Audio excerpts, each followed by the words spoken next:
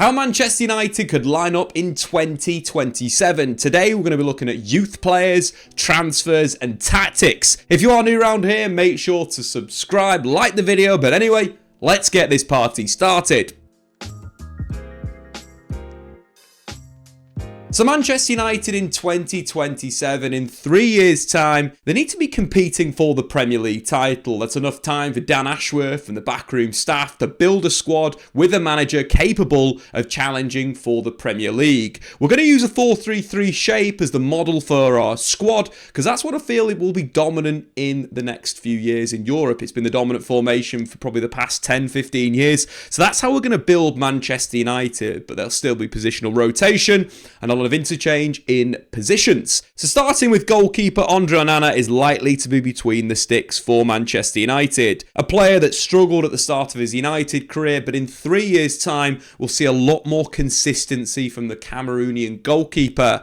The things I like about Onana is his ability on the ball, his shot stopping's been very good, but he just needs to be a little bit more consistent when playing against teams in big competitions, such as the Champions League. But 31 is relatively young for a goalkeeper that's got a lot of quality, so we can see him being in that position in years to come. In 2024, Andre Onana has massively improved in goal, and in fact, if you look at his stats over the Premier League season, he saved Manchester United an extra 2.7 goals based on post-shot expected goals models. In terms of his backup, we're going to go to the United under-18 side. Of course, Manchester United's 18s won the Premier League North this season, with some really good football coming from out of the back. So that's where we're going to start. Eli Harrison is going to be the backup goalkeeper to Andre Onana in 2027. At that point, Harrison will be 21 years old. He combines solid goalkeeping technique with good ability on the ball, but also a cockiness and confidence that you'd expect in a modern goalkeeper. But they're the two goalkeepers for Manchester United in 3 years' time. We've got experience with Andre Onana, and we've got a young backup in Eli Harrison. So let's move on to fullback. I think this is one of the positions where Manchester United will still have one of their first teamers right now, and that is Diogo Dalot.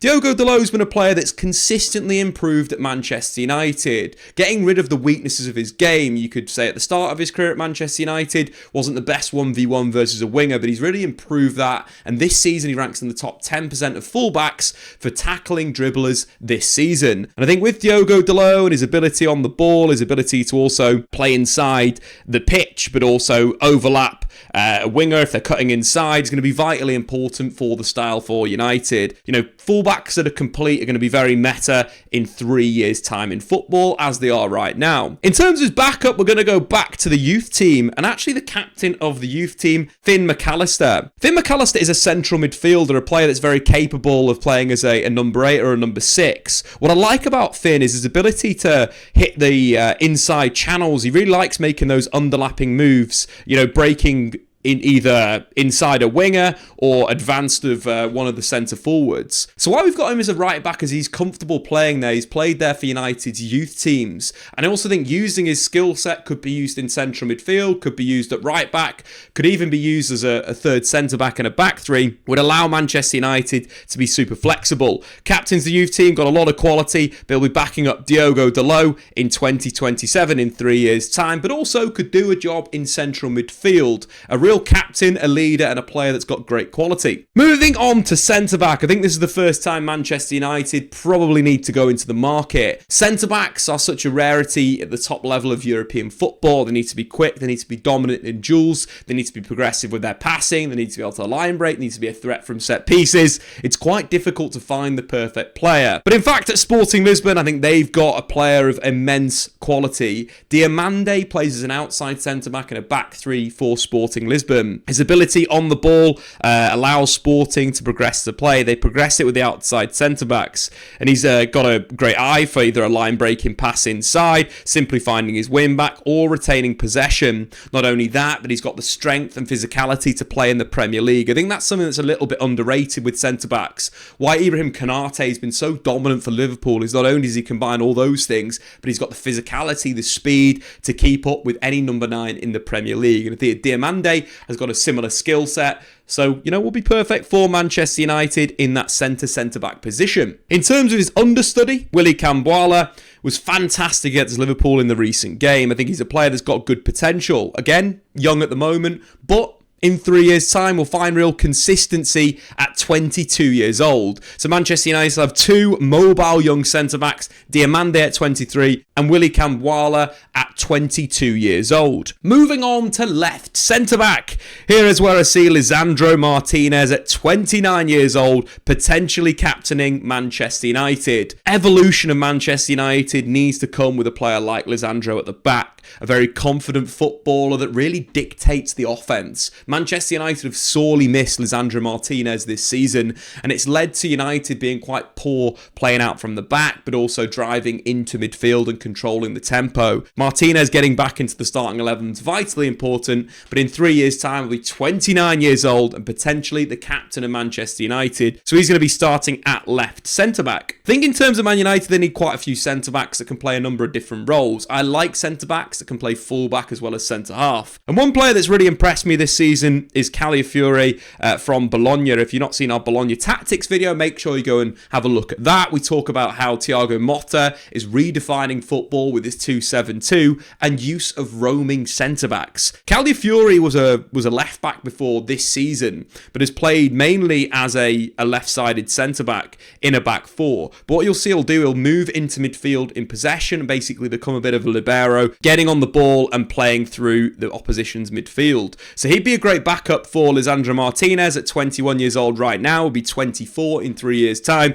He could also do a job backing up the left back if he needed to do that. He's got the technical quality, the awareness, also the movement off the ball to play that role for Manchester United. But in terms of that, I think we'll leave him in that left-back position. He's going to be one of our utility defenders. But throwing in another defender that's getting a lot of rave reviews around Europe, and you can see why, is Leny Yoro, a player that excels defending the near post. He's reminiscent of a young Raphael Varane and in fact plays for Lille in Ligue 1. He's got that ability to win duels. His dual win rates are in and around 60%, which is top level for a young centre-back. At the moment, he is playing as a right-sided centre-back for Lille, so we could put him in that position or we could move him to that left-sided slot behind Martinez. But Manchester United having four solid centre-backs plus Calafiori as a utility man would give them great depth in 2024. But do get into the comments below and let me know which centre-backs you feel Manchester United should sign to compete for the Premier League title. Moving on to left-back, and once again we're going to go back into Manchester United's under-18s team, and Harry Amas is going to come into the side. There was a passage of play in Manchester United's under-21 game against Brighton that really highlights Harry Amas in this inverted area. So the key components have been able to excel in an inverted role: close control, first touch, awareness, and ability to read the play and the speed to intercept. Harry Amas showcases this in this little clip that we've got here.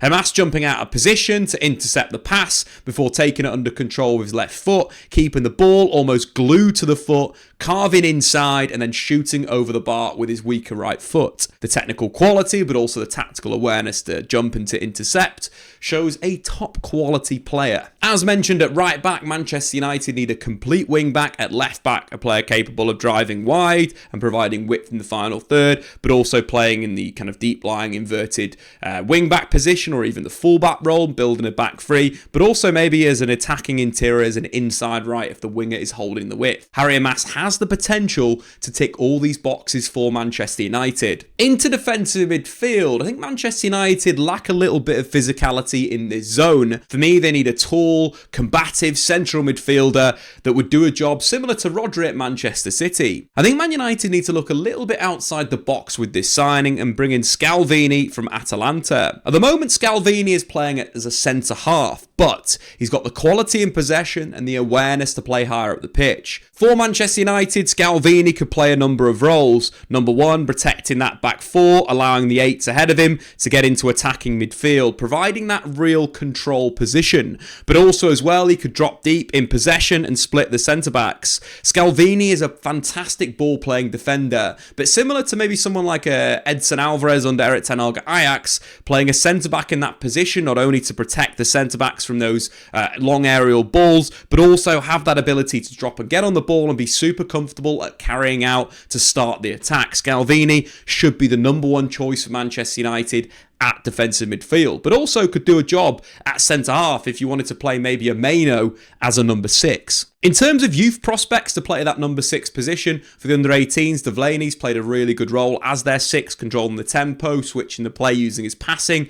But I'd like to bring Dan Gore to the table, a player that was in the youth team that won the FA Youth Cup with the likes of Alejandro Garnacho and Kobbie Mainoo. Dan Gore has got that range of passing, that ability to really control a game of football, and be quite different to Scalvini, meaning that you could play Scalvini maybe as a centre-back in some games and play the more expansive Dan Gore to use his passing to control the midfield. Moving forward into midfield, I think there's a lot of youth options that United could throw in, but I also think going into the market could be quite an interesting move. One player that's impressed me so much this season in the Champions League is João Neves. João Neves has won more duels than any other player under 23 in the Champions League, considering he only played to the group stages. Very impressive statistics. He's got the ability on the ball, his ability to tackle, to be aggressive, to win it back and press high up the pitch is something that United could use and need in that area. Combining Scalvini with a João Neves and his mobility to get around and control the tempo would be good for United.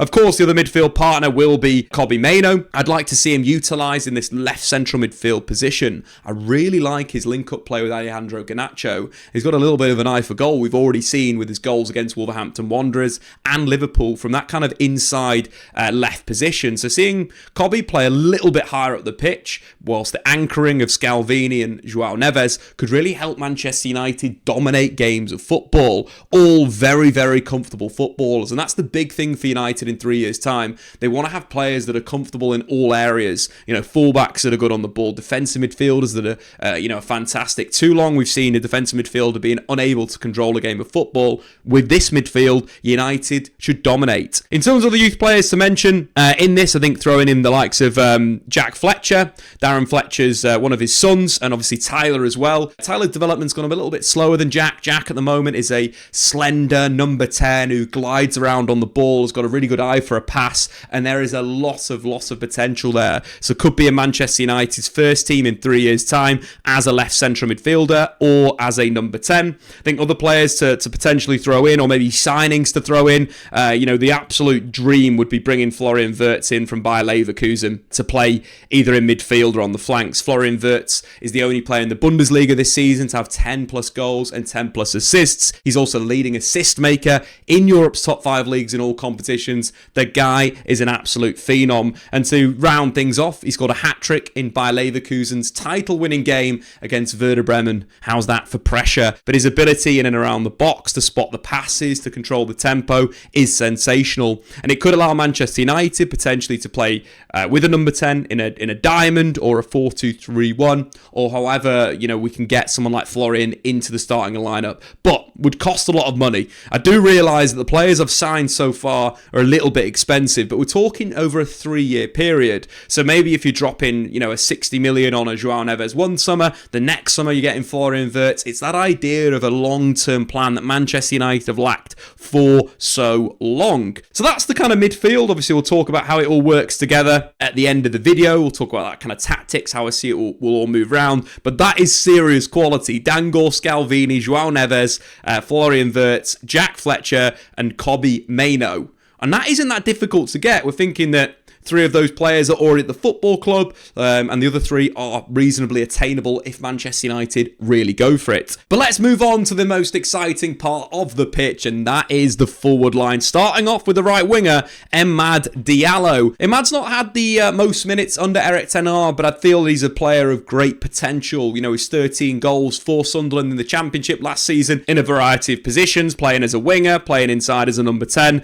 He's got the quality and ability on the ball, so he will be around in 2027. And I think when you look at his age, at just 24 years old, with the world at his feet, he's very much a goal-scoring wide player who will provide a lot of quality in the final third for Manchester United. Of course, on the other flank, Alejandro Garnacho is going to be a starter at 22 years old. In terms of teenagers in the Premier League this season, he scored more goals, and no player has registered more assists than Garnacho. Is a player that can drive on the ball, as we know, can play left, can play right, and probably could do a really good job as a second striker as well, which I'd quite like to see going forward. But his quality at that point is going to be big. So let's move back to the youth players, the exciting young talent at Manchester United in these wide areas, and we've got to start with one of the most talked about players in the academy, Shea Lacey. Shane Lacey's second ever goal for Manchester United just after turning 16 highlights his unbelievable potential. I think one of the big things when you watch Shea is close control. It takes a lot of touches, similar to a Lionel Messi or a Phil Foden, a lot of little left-footed touches